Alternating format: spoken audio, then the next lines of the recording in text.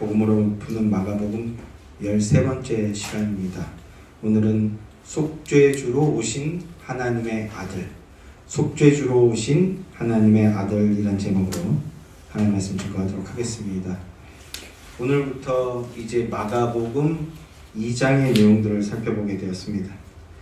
예수님께서 당신이 율법의 성취자이심을 보여주셨어요.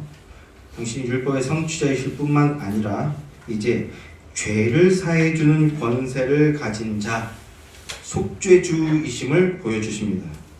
그로 인해서 이제 이어지는 말씀들에서 보면 서기관들과 계속해서 논쟁을 펼치시게 되고, 그리고 결국은 십자가로 가시게 되는데, 십자가를 지시게 되는 건데요. 오늘 우리는 우리 예수님께서 당신이 우리의 속죄주이심을 어떻게 드러내고 계시는지 함께 상고해보고, 우리가 받은 그 속죄의 은혜가 어떠한 것인지 함께 확인해보고자 합니다. 예수님께서 많은 병자들을 고쳐주셨습니다. 그러니까 사람들이 마구 몰려들었죠.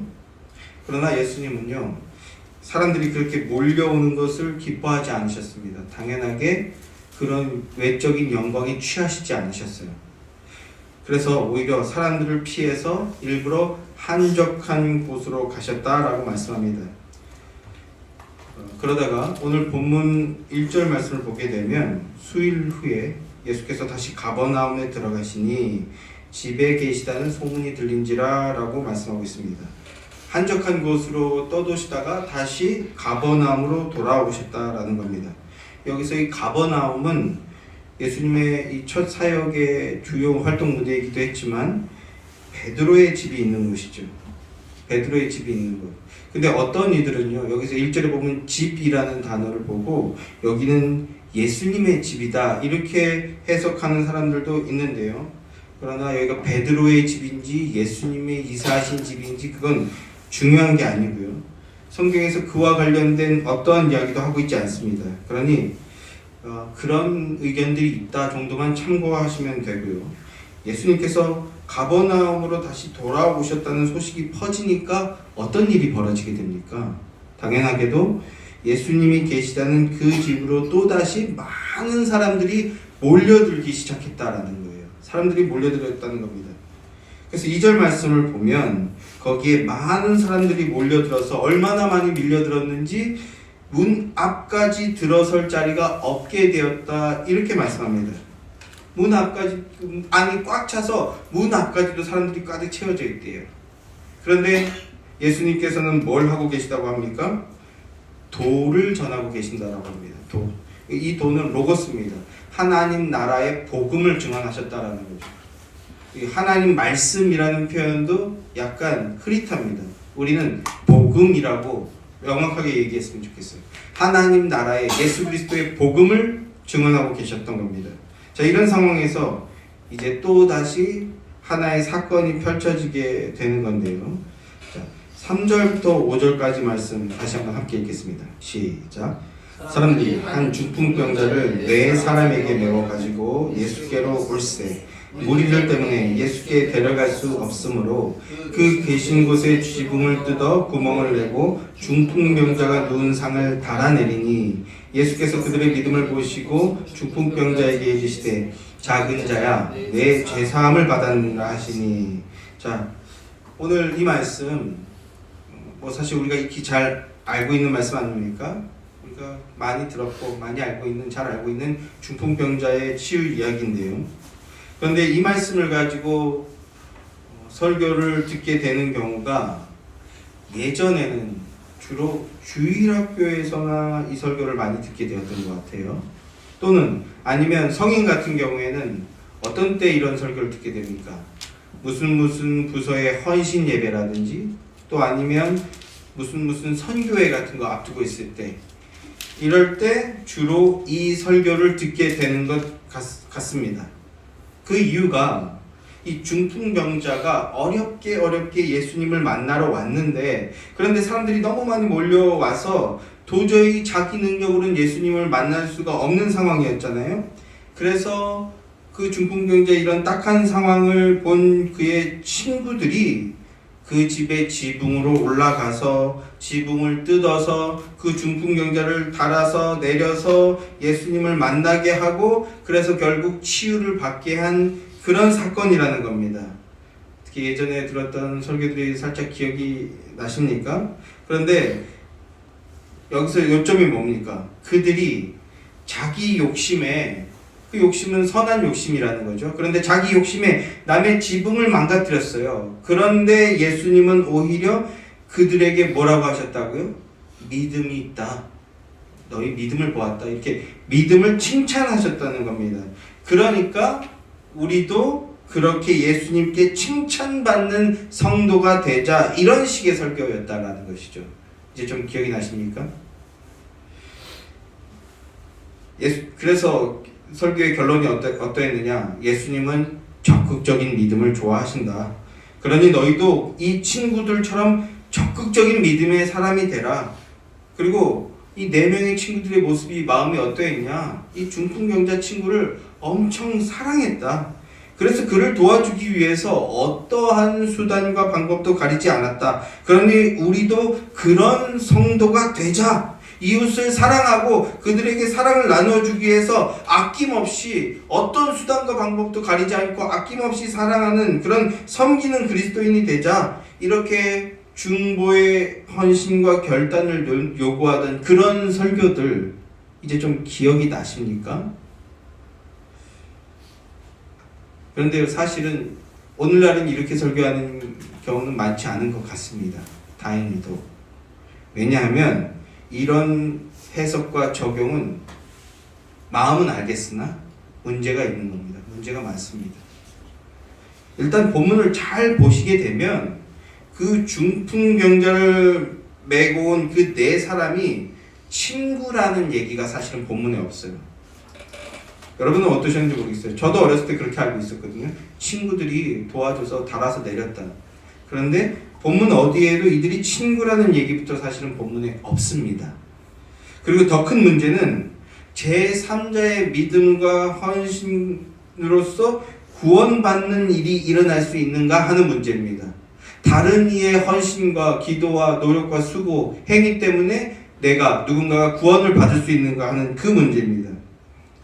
그래서 예전에는 이런 식의 해석이 통용이 많이 되면서 내가 열심히 기도하고 헌신하면 내 친구나 내 형제나 내 가족이 구원을 얻을 수 있다. 이런 식의 인식들이 마치 믿음인 것처럼, 정당한 이야기인 것처럼, 진리인 것처럼 많이 퍼졌던 시절이 있습니다. 중보 기도가 구원의 능력인 것처럼 이렇게 확대 왜곡된 그런 인식들이 많이 퍼졌던 시절도 있었습니다. 그래서 여기서 한 걸음 더 나가서 이를테면 나는 예수 안 믿어. 나는 교회 안 다니지만 나는 우리 엄마 혹은 우리 할머니 혹은 우리 마누라 치맛자락 잡고 같이 천국으로 올라가면 돼.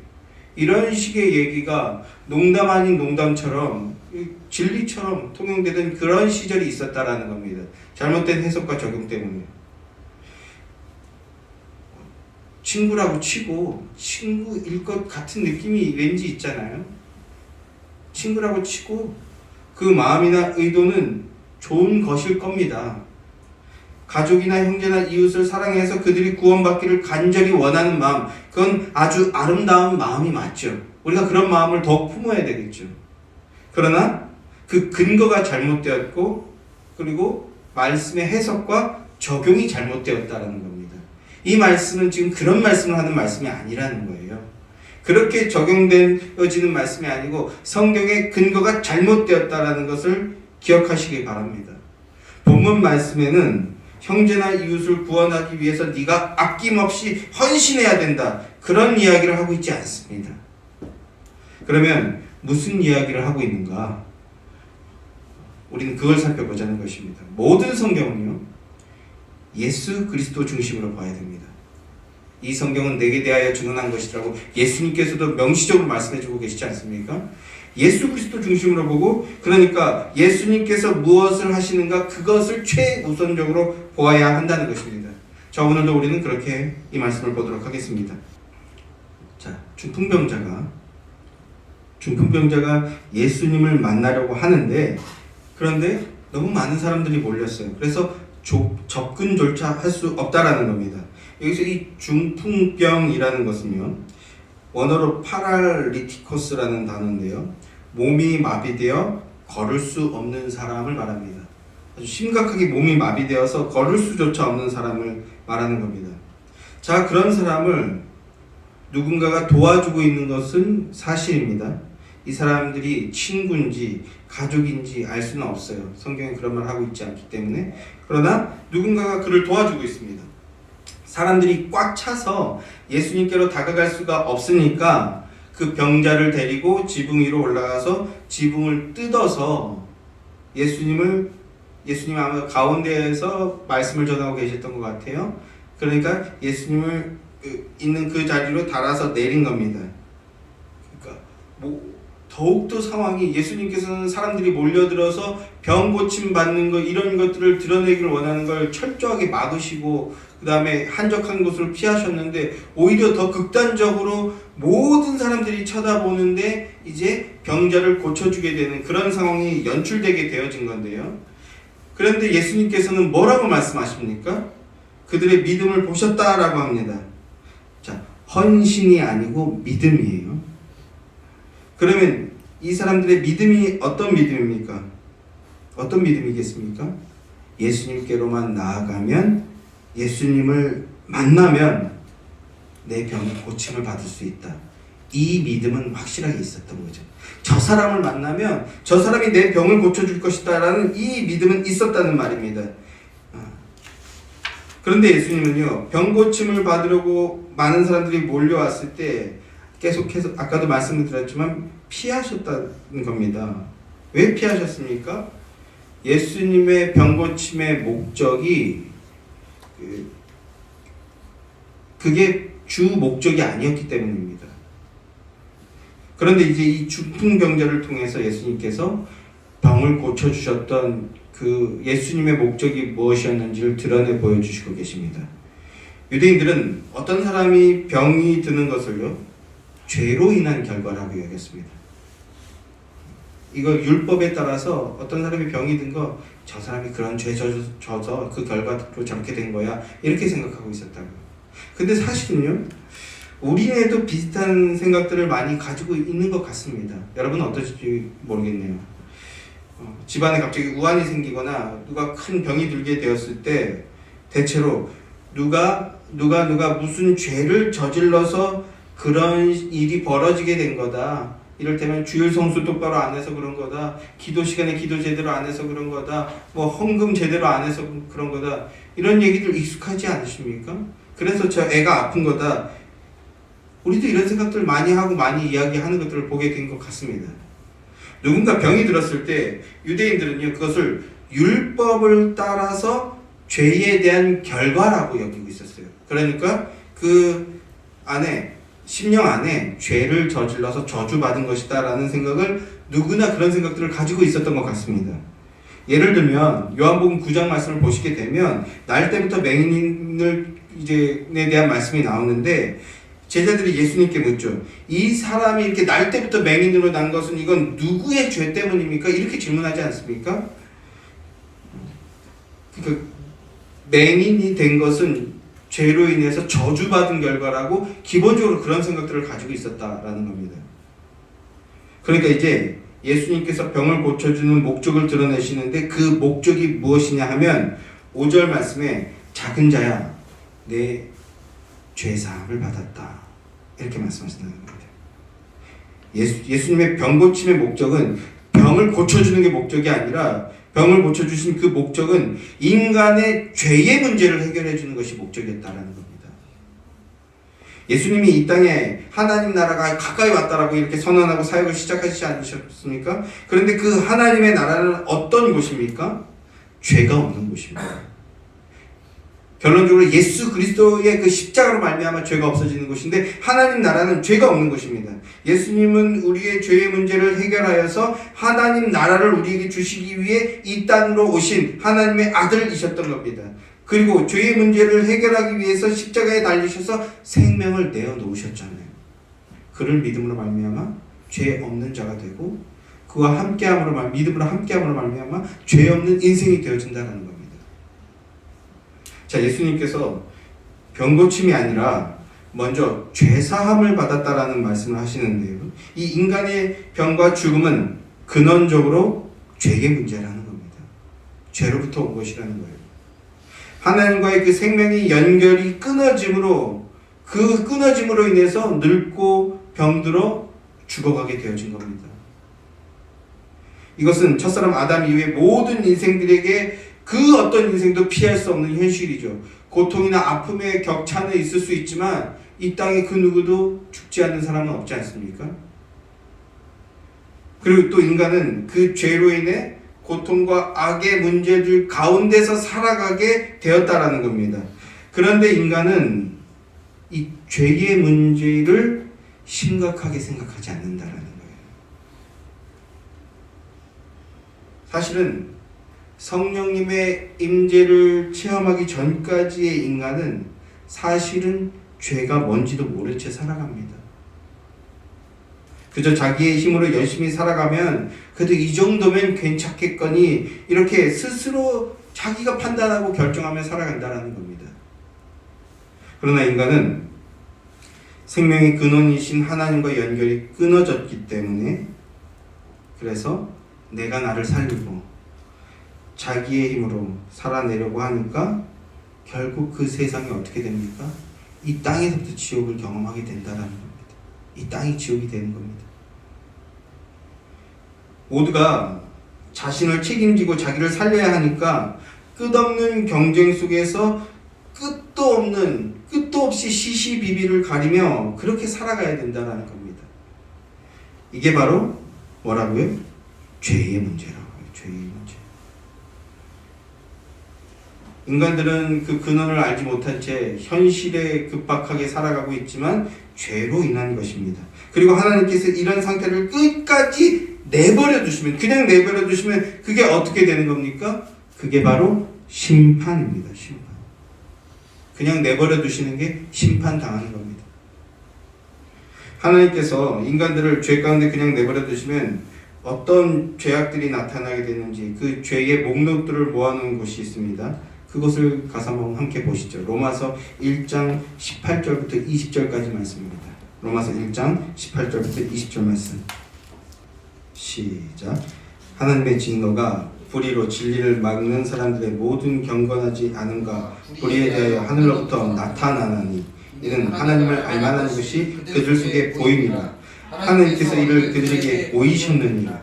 창세로부터 그래 보이지 아니하는 것들 곧 그의 영원하신 능력과 신성이 그가 만드신 만물에 분명히 보여 알려졌나니 그러므로 그들이 핑계하지 못할지니라. 무슨 말씀입니까? 창조 만물을 통해서도 우리 하나님이 창조주이시고 통치하심을, 하나님의 영광과 능력을 보여주셨다는 겁니다. 그러니까 그런 것들을 이 땅의 천지 만물을 본 사람이라면 그러면 나는 하나님을 모른다, 이런 핑계가 통하지 않는다, 이렇게 말씀하고 있습니다.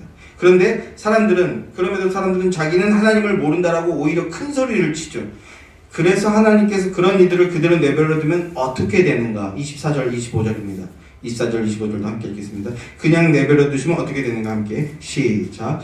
그러므로 하나님께서 그들을 마음의 정욕대로 더러움에 내버려 두사 그들의 몸을 서로 욕되게 하게 하셨으니 이는 그들이 하나님의 진리를 거짓 것으로 바꾸어 피조물을 조물주보다 더 경배하고 섬김이라.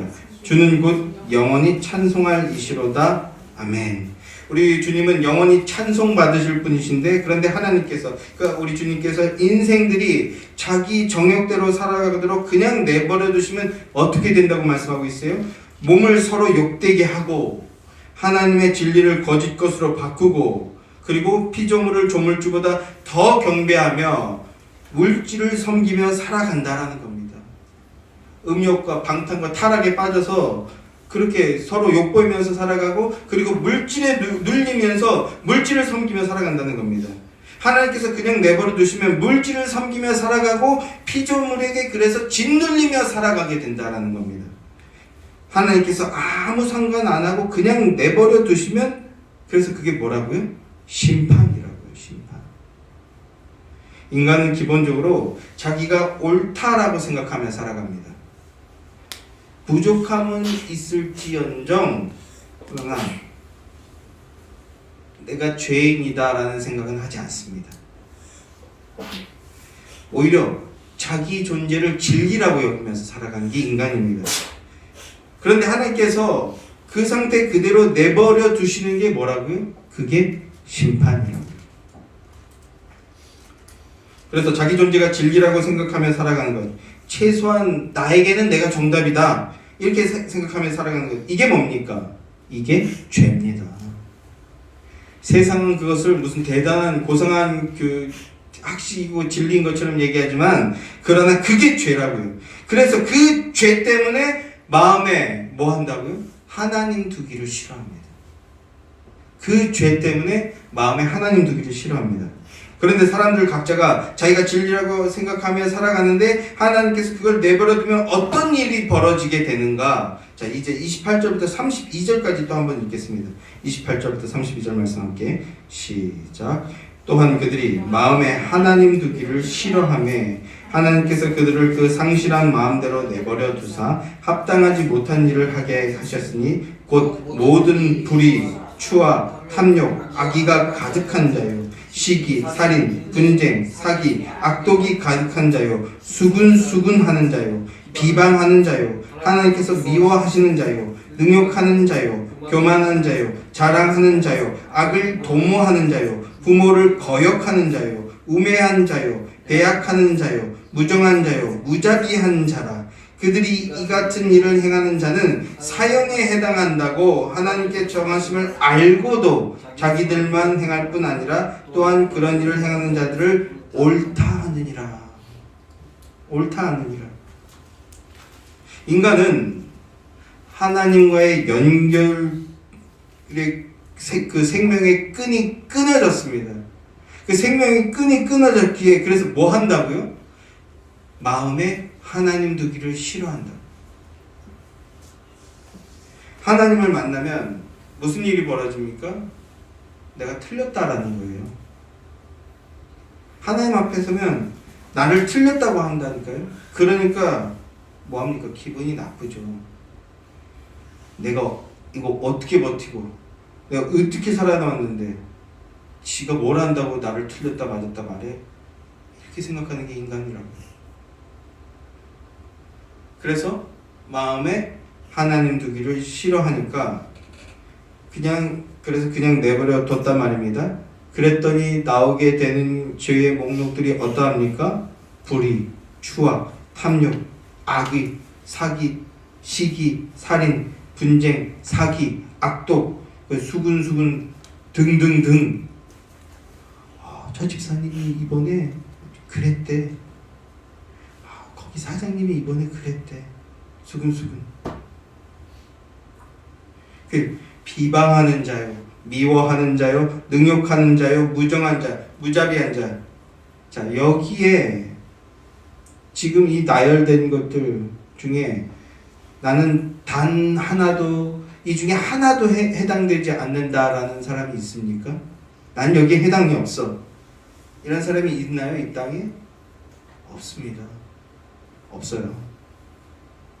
이게 바로 하나님께서 내버려 두실 때 나타나게 되는 모습이라고요. 그리고 우리는 이러한 것들 때문에 힘들어하고 괴로워하며 살아가잖아요. 그런데 우리 하나님 우리에게 어떻게 하셨습니까? 우리에게 어떻게 하셨죠? 그냥 내버려 두시지 않고 어떻게 하셨습니까? 당신의 아들을 우리에게 보내주셨습니다. 당신의 속죄의 권세를 고스란히 쥐어서 우리에게 보내주셨습니다. 그래서 하나님의 그 마음과 뜻과 계획을 우리에게 열어 보여주시는 게 뭡니까? 작은 자야, 내 죄사함을 받았느니라 하는 이 말씀입니다. 아직 공생의 초기잖아요. 그러나 오신 이유가 무엇인지 명확하게 드러내 보여주고 계신 겁니다.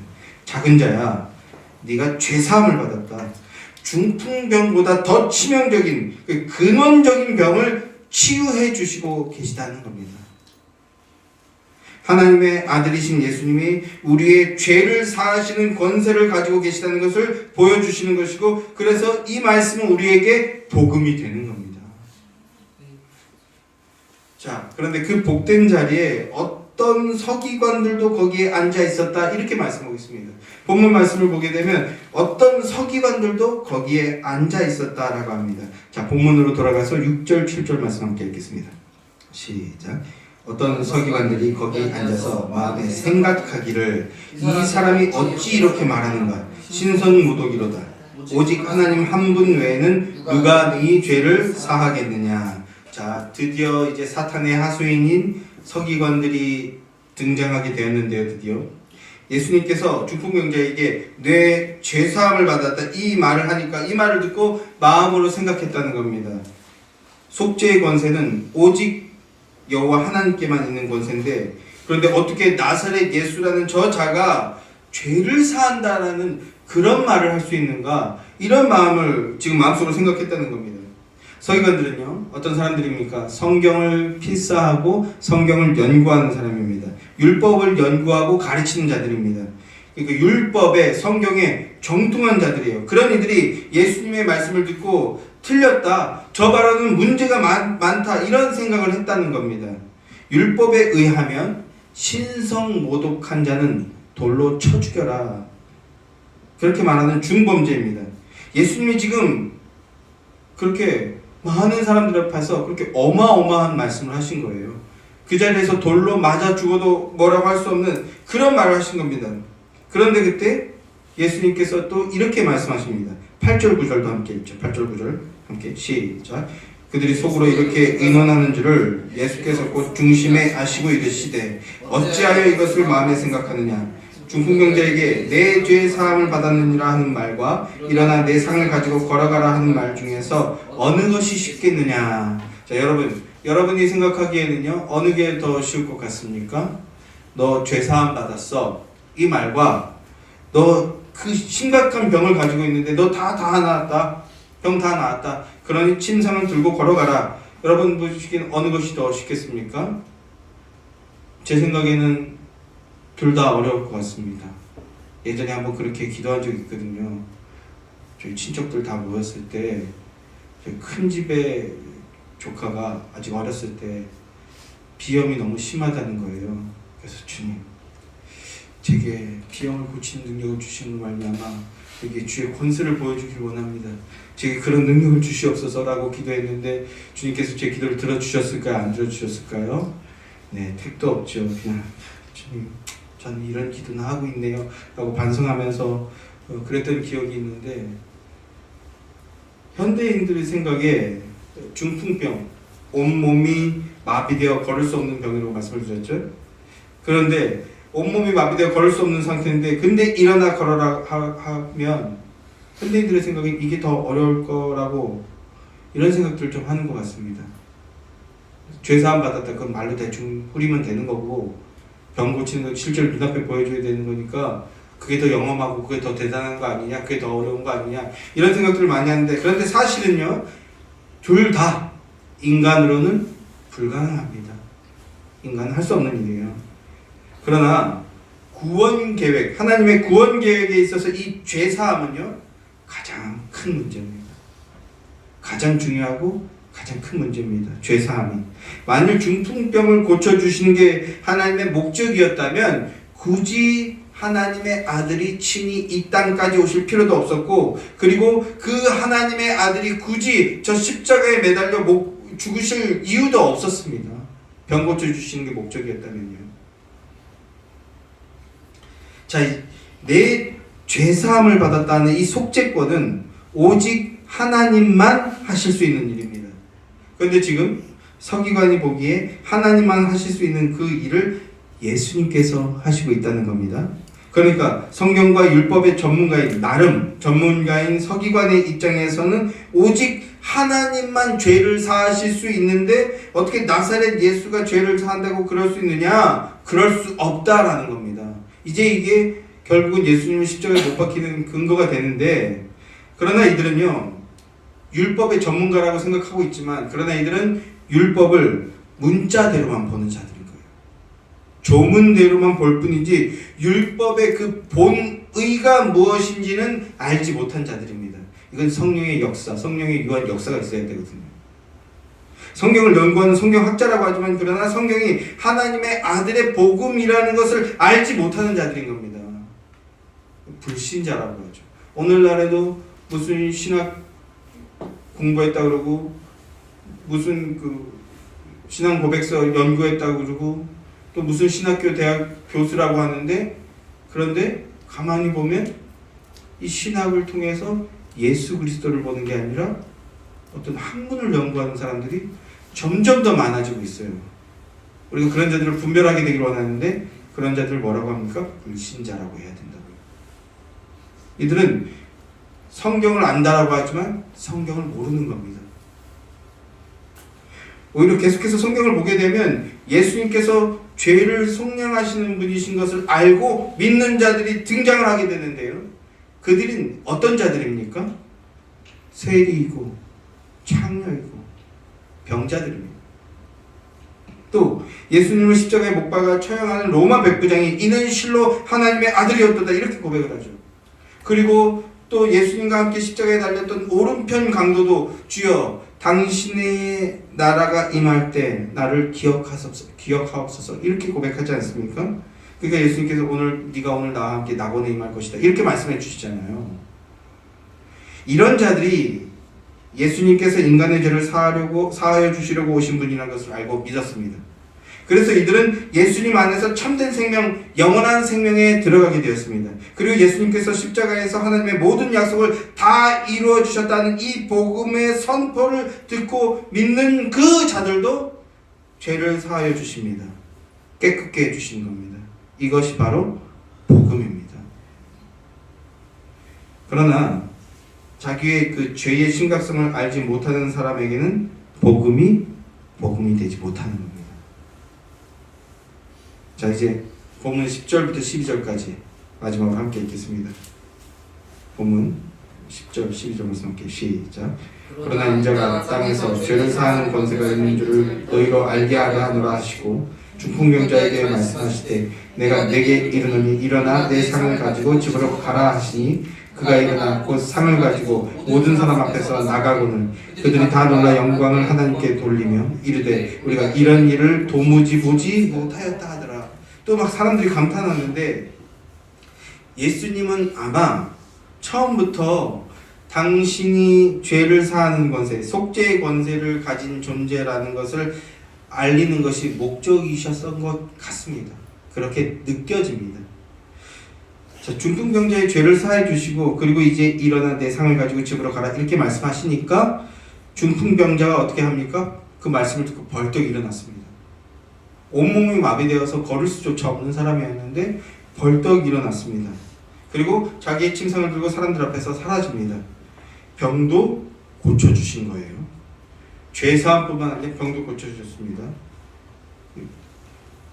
오늘날도 여전히 그래서 이 병 고침에 자꾸 포인트를 두는 설교들이 있는데 아니요, 우리는 병도 고쳐주셨구나 감사하는 정도에서 몸을 그치자고요. 예수님이 누구십니까? 예수님은 천지를 말씀으로 창조하신 하나님이십니다. 천지를 창조하신 분이 사람의 몸을 입으셨어요. 그래서 본인을 인자라고 말씀하셨죠. 창조주가 사람이 되어서 오셔서 말씀하십니다. 네 죄가 사해졌다. 그러니 내 상을 가지고 일어나 걸어가라 이렇게 말씀하시니까 그 말씀을 듣고 그 말씀의 권세 앞에서 그 중풍병자가 일어나 간 겁니다. 천지를 창조하셨던 그 말씀의 그 능력인 겁니다.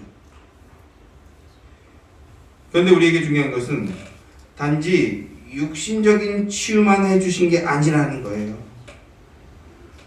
죄 가운데 갇힌 자를 속죄해 주셨다는 거예요. 진정한 해방이고 진정한 자유죠. 육신적으로 보았을 때 병의 근원이자 더욱 치명적인 병인 죄의 문제를 해결해 주셨다는 겁니다. 하나님께서 우리에게 이 은혜를 베풀어 주시지 않는다면 우리의 종말은 하나님의 심판대 앞에서 모두 다 심판받고 죽는 겁니다. 그러나 우리 주님은 죄인들을 그냥 내버려 두시지 않았습니다. 당신의 아들을 이 땅으로 보내어 죄인들의 모든 죄를 다 뒤집어 쓰게 하시고 그리고 십자가에 못 박혀 죽게 하셨습니다. 그럼으로써 그 십자가가 우리를 위한 속죄의 십자가인 것을 알고 믿는 자들에게 모든 죄를 다 탕감해 주신 겁니다. 아예 기억조차 하지 않는다 이렇게 말씀하십니다. 그것이 예수님이 보여주실 속죄주의 권세입니다. 그리고 이것이 하나님의 아들 예수 그리스도의 복음입니다. 속죄를 알아야 하나님을 아는 것이고 속죄의 은혜를 알아야 진정한 은혜를 누리는 것입니다.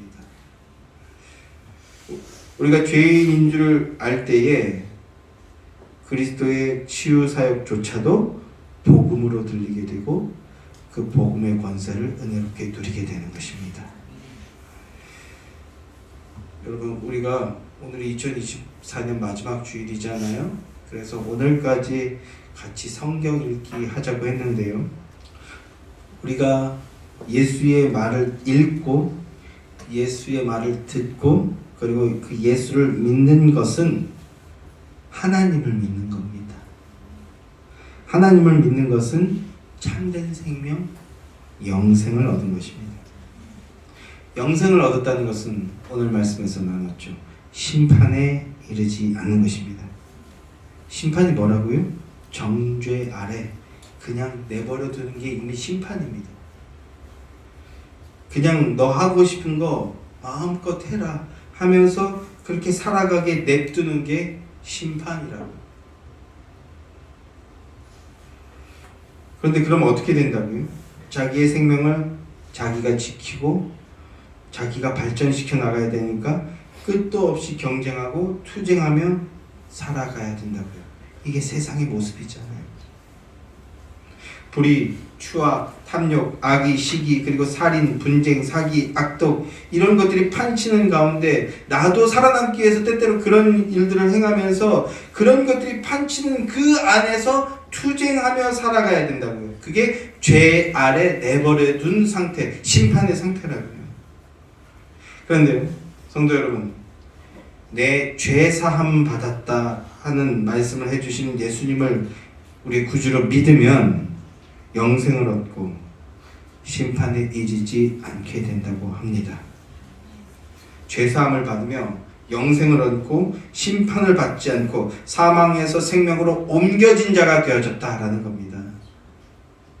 이 일을 이루기 위해서 그리고 우리를 위해 하나님이신 예수님께서 십자가에 달리셔서 모든 물과 피를 쏟아내신 겁니다. 그리고 십자가에서 다 이루었다 말씀하셨습니다. 사랑하는 성도 여러분, 예수님의 이 말씀, 이 복음을 듣고 믿음으로